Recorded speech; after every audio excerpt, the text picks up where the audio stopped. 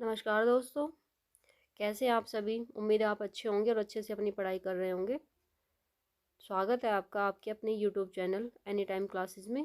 देखिए, पिछली वीडियो में हमने विराम चिन्हों के बारे में जाना था, तो आज की वीडियो में हम कुछ क्वेश्चंस डिस्कस कर लेते हैं विराम चिन्ह से संबंधित।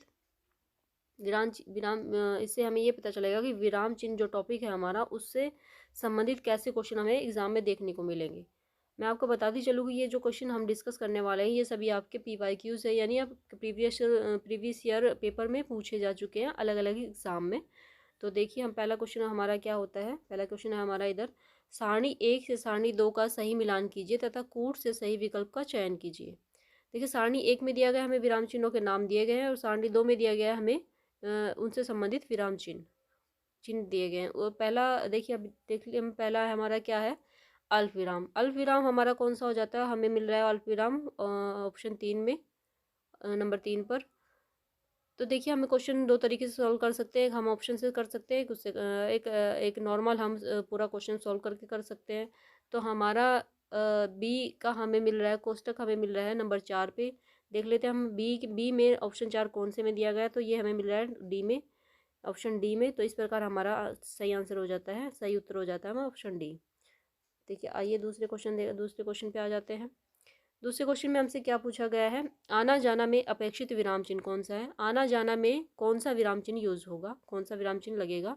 तो देखिए, पहला दिया गया योजक चिन्ह, दूसरा दिया गया हमें, दूसरा क्या दिया गया है, पूर्ण विराम, तीसरा है प्रश्नवाचक चिन्ह, चौथा है अर्धविराम, यानी ऑप्शन नंबर डी है अर्धविराम। तो इसमें कौन सा चिन्ह अपेक्षित है, यानी कौन सा चिन्ह प्रयुक्त होगा, तो वो होगा हमारा योजक चिन्ह, ये वाला चिन्ह। ठीक है, क्वेश्चन नंबर 3 पे आ जाते हैं। उम्मीद है आपको समझ आ रहा होगा। ऑप्शन नंबर 3 में, क्वेश्चन नंबर 3 में क्या है, निम्नलिखित में से किस वाक्य में विराम चिन्हों का सही प्रयोग नहीं हुआ है, यानी किस वाक्य में सही से विराम चिन्ह प्रयुक्त नहीं हुए हैं। तो पहला है हमारा, हे प्रभु मुझे शक्ति दो। लेकिन देखिए, हम देख रहे हैं कि ये हमारा सही है, क्योंकि यहाँ पे हे प्रभु विस्मयादि बोधक का रिक्वायरमेंट है, तो वो लगी हुई है। मुझे शक्ति दो के बाद पूर्ण विराम लगा हुआ है, यानी हमारा ये ऑप्शन पूरी तरह से बिल्कुल ठीक है। दूसरा है हमारा, वह घर आया या नहीं आया।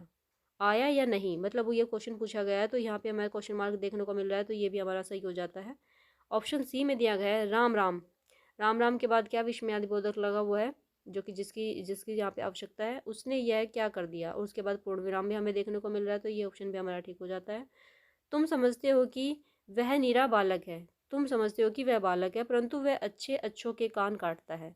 देखिए, इसमें हमें जो विराम चिन्ह देखने को मिल रहा है, वो मिल रहा है हमें अल्प विराम देखने को। लेकिन इसमें हम रुक रहे हैं, इसको इसमें इसमें दो वाक्य हैं, दो वाक्यों को दिया गया है, तो इन दो वाक्यों को जोड़ने के लिए हम अर्धविराम का यूज़ करते हैं। अर्धविराम क्या चिन्ह क्या होता है, ऊपर एक छोटा बिंदु होता है और नीचे छोटा सा हलंत रहता है। तो ये वाले इस वाले विराम चिन्ह की यहाँ पे आवश्यकता है, तो जो कि नहीं लगी है, तो इस प्रकार हमारा उत्तर हो जाता है ऑप्शन डी, हमारा सही उत्तर हो जाता है। चलिए, हम चौथे क्वेश्चन पे आ जाते हैं। इनमें से कौन सा विराम चिन्ह ऐसा है जो हिंदी में अंग्रेजी भाषा से नहीं लिया गया है, यानी जो हिंदी का अपना विराम चिन्ह है, वो कौन सा विराम चिन्ह है। देखिए, पहले पे दिख रहा है हमें कॉमा, जो कि इंग्लिश में हम यूज़ करते हैं। दूसरा दिख रहा है हमें अर्धविराम, ये भी हम इंग्लिश में यूज़ करते हैं। और फिर तीसरा दिख रहा है हमें क्वेश्चन मार्क, जो कि प्रश्नवाचक चिन्ह, ये भी हम इंग्लिश में एज इट इज़ यूज़ करते हैं। चौथे में हमें क्या दिख रहा है, पूर्ण विराम। देखिए, इंग्लिश में हमारा पूर्ण विराम होता है फुल स्टॉप, जिसको हम फुल स्टॉप की फॉर्म में, ऐसे बिंदी के फॉर्म में यूज़ करते हैं, वो हमारा पूर्ण विराम होता है। जब कोई सेंटेंस पूरा हो जाता है, तो हम उसके बाद फुल स्टॉप देते हैं, जब क्योंकि वही इंग्लिश का पूर्ण विराम है। तो हम हिंदी में ये वाला पूर्ण विराम यूज़ करते हैं, जो कि ये हिंदी का अपना विराम चिन्ह है। इस प्रकार हमारा सही उत्तर हो जाता है ऑप्शन डी, पूर्ण विराम। देखिए, पांचवा क्वेश्चन हमारा, समानाधिकरण शब्दों के मध्य किस विराम चिन्ह का प्रयोग होता है। समानाधिकरण यानी जब हम किन्हीं दो संज्ञा, सर्वनाम, विशेषणों और क्रियाओं को अलग अलग करने हेतु किसी विराम चिन्ह का यूज़ करते हैं, प्रयोग करते हैं, तो वह कौन सा विराम चिन्ह होता है। तो वो होता है हमारा अल्प विराम। जब हम किन्हीं दो सेंटेंस को जोड़ते हैं, यानी वो वाक्य एक ही होता है लेकिन सेंटेंस में दो होते हैं, और वो हम उनको जोड़ते हैं, तो फिर हम बीच में अल्प विराम का यूज़ करते हैं इस तरह से। तो हमारा ऑप्शन बी हमारा सही उत्तर हो जाता है, ऑप्शन बी अल्प विराम। ठीक है, उम्मीद है आपको ये क्वेश्चन पसंद आए होंगे और अच्छे लगे होंगे।